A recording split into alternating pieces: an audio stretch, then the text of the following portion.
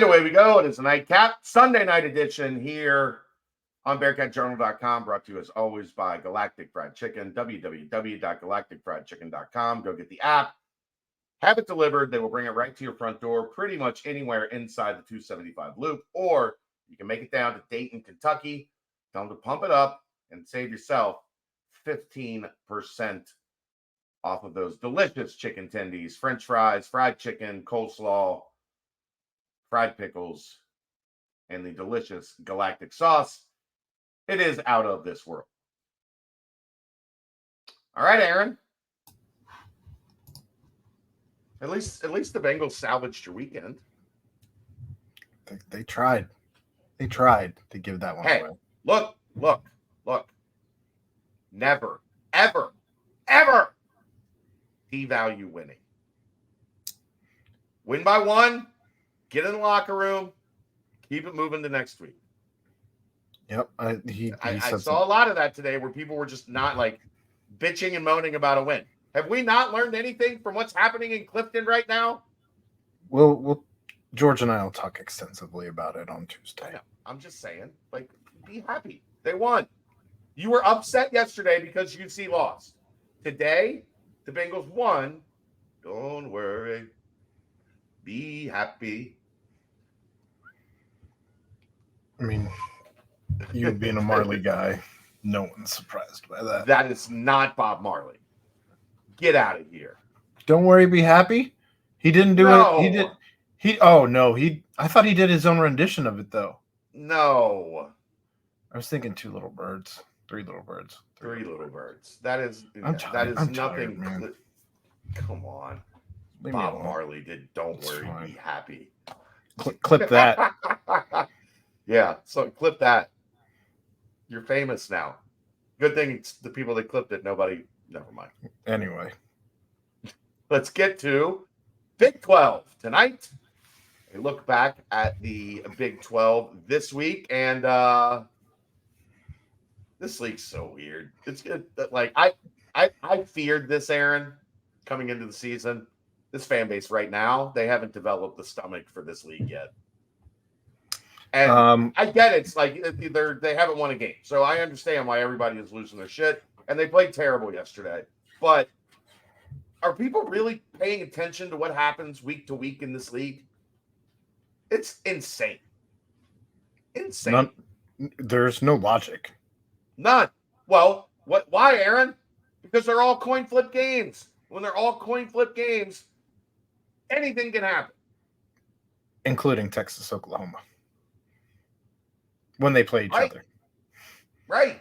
As for the rest of the league, I don't know. I don't know that anybody in the rest of the league is going to beat them, but who knows? Weirder things have happened this season. Yes. All it takes is, Texas, I think the only team that could beat them was Oklahoma. We'll see. I think there's several teams that can beat Oklahoma. If you forget, Cincinnati, if they had more offense, could have beaten Oklahoma. So we'll see. But anyhow, Thursday night. This one was wild. West Virginia scores to go up 2. They get a penalty, I think, for celebration. That resulted in good field position for Houston to start. Houston got the ball a little closer on the first play, and then chucked it for the end zone. It gets batted straight into the hands of a Houston receiver, and Houston holds on at home, 41-39. That was a big one for it was funny as it was happening when West Virginia scored. I said, ooh, bad night to be a Red Bull and vodka in Houston. And then the Hail Mary and Houston won. And I was like, that stands. That's still a valid statement. I'm not backing down from that. That's I concur. Given that situation.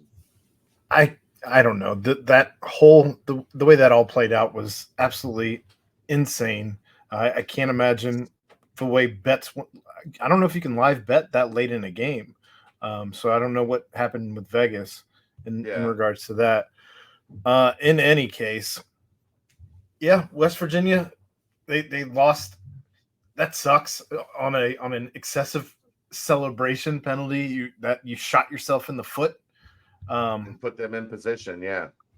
I can only imagine how many of the 17 Houston fans were still there at that point in the game to There actually had to be watch at the least 4, 10. 6. I'll go 6. A family Just of 4 and a couple. real, real, They stuck around. real talk though. If you actually saw the pictures from how many fans were there, they should be embarrassed. People tried to warn everybody that was familiar with Houston is like nobody cares. But I think the league wanted to get back to having 4 Texas schools, and Houston was the best choice to make that happen politically. So Texas State might have more fans show up. Just saying. UTSA, the Roadrunners, might have more fans showing up than Houston. I don't know what they're doing. Nobody cares. It's all like Houston is all Texas alum and Texas A&M alum. Like nobody gives a crap about Houston. But anyhow, West Virginia puts up almost 550 yards of offense. Houston puts up almost 400 yards of offense. Thursday night games are weird in and of themselves, and this was no exception. Congrats to Dana. Got off the schneid. Sure. Did it against his old team. Got the first new Big 12 win over an old Big 12 team that just had been there. Like they moved in a couple weeks ago. In comparison, they're still. I won't get into that. A bit of a surprise, but we talked about this last week. Oklahoma State is much better at home than they are on the road, and they dumped Kansas 39-32. They hold Kansas to 7 points in the second half, and that's a very nice win. Oklahoma State scores 12 in the final stanza to get the dub. Kansas got away from what they do, what their identity has been all season. They got away from the run game. 29 carries for 90 yards. Devin Neal accounting for 13 carries and 66 yards. Daniel Hishaw, only 8 carries, 24 yards. That's not this team, and that's not this team's identity. Jason Bean, on the other hand, he goes 23-34 for 410 yards, 5 touchdowns, 2 picks. I don't know what to make of any of that. Oklahoma State, on the other hand, they had 218 yards of rushing, led by Ali Gordon II, 29 carries, 168 yards. And Alan Bowman, who appears to have that job pretty solid at this point, 28-41, 336 yards, two touchdowns. Yeah. I would say probably, Aaron, the answer is to give Oklahoma State credit for playing really good run defense. But they win at home. It's not but I'm saying it's not like Kansas is ever going to not try to run the ball. I think it was probably a situation where Oklahoma State's run defense was really good and they were able to pass. So they're like, all right, well, if we're not going to be able to run the ball, we got to move it through the air. The problem with that is you got a 5-point lead going into the fourth quarter. You can't run the ball. See, you can't win the game. I'm looking at the stats, and obviously Devin Neal. It's about right. I understand. Devin Neal, though, his long was 23. He ended up with 13 carries, 66 yards, an average of 5.1, and you had 21 carries, not including Jason Bean's 8. So I don't know. I guess I'm just a little confused as to why you wouldn't continue to try and run the ball. But I'm still confused as to why you wouldn't try and run the ball more as you're the Cincinnati Bearcats against a 3-3-5 and it's raining. But yeah, what do I know?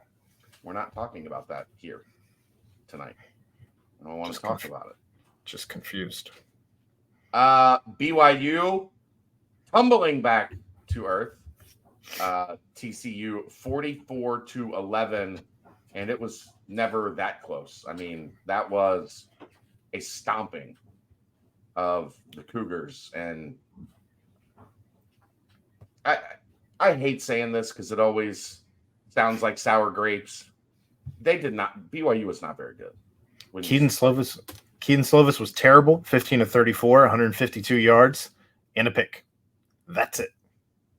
They managed to. They had 32 carries, 91 yards as a team, 1 touchdown, an average of 2.8 yards. Not good. Looks familiar. The stats look familiar. But that's I thought Oklahoma was really good. I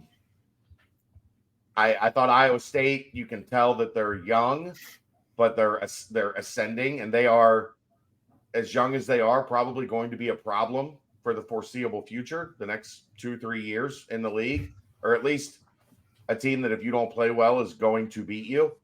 I didn't think BYU was very talented. Josh Hoover takes the reins as the redshirt freshman for TCU. He threw the ball 58 times, goes 37 of 58 for 439 yards, 4 touchdowns, 2 picks. It looks like I think there's 10 different people who caught a ball from young Josh Hoover. Oh, no, that was 10 people rushed for TCU. I'm sorry. There were far more people who caught a ball from Josh Hoover. 13 people had catches. Would have loved well. BYU couldn't stop any of them, apparently. Weird. That's what happens when you can make reads. Progressions. Make throws. Not just check down to the running back on the flat. I thought we weren't going to. I didn't say. I don't know what you're talking about. Oh, okay. Good. I don't know what you're talking about either. But yeah, so TCU now sitting at 2-2 in the league. BYU falls to 1-2. Sunny Dike still sucks. Yeah, I'm. BYU goes Texas Tech at home, at Texas, at West Virginia, Iowa State, Oklahoma, at Oklahoma State. Still got one more game to cover, though. I mean, I'm just looking at that as like their Big 12. Like they're probably going to be right there at the 2-7, maybe 3-6. I don't see many wins left for them. I'd be really happy based on the bet that I made at the beginning of the season on win totals with 4 wins at this point in the season, though. Sure. We're not comparing. We're just talking about BYU, what they have left, Aaron. Correct. I'm going to stab you with a hot fork. I was just saying. I wasn't comparing anything. I guess I was kind of, but yes, you cleared it. I'm just saying I'd be happy with 4 wins. I'd be happy with 4 wins right now. Finally, Kansas State 38-21. This one was close into the third quarter, but Kansas State pulls away, and there might be a new star emerging in the Big 12 as freshman quarterback Avery Johnson, 5 rushing touchdowns, responsible for all 5 Wildcat touchdowns in the victory. What happened to Will Howard? Did the wheels fall off? I think they saw something that they thought they could exploit on the ground game with Avery Johnson. Sure did. To Will Howard. Credit to Will Howard. He was over there on the sidelines, like coaching him up. He was engaged. Like he didn't sulk. He didn't look like he was pissed off that the other guy was getting a shot. Is he a true freshman? I think so. He doesn't have any stats, so I don't know. He didn't get any garbage time. If you would have redshirted, yeah. I mean, I don't know. I think he is. But either way, Will Howard took it well. The way that everything seemed, and efficient throwing the ball as well. He was 8 for 9 for 77 yards. Obviously, not a ton of yardage when you're only throwing the ball 9 times, but yeah, no big plays, but a lot of move the sticks, stay in front of the sticks type stuff. Howard still played. He did. He was 6 of 9 for 86 yards, but Obviously, Nice. Avery Johnson. I mean, yeah. Big day. 13 carries, 90 yards, and 5 touchdowns is insane. Yeah. That's an efficient day. You get 5 touchdowns on the ground for a quarterback. It would have been nice to have him on your fantasy team. Only having 90 yards, that means they were certainly scoring in the red zone, and some teams can't. So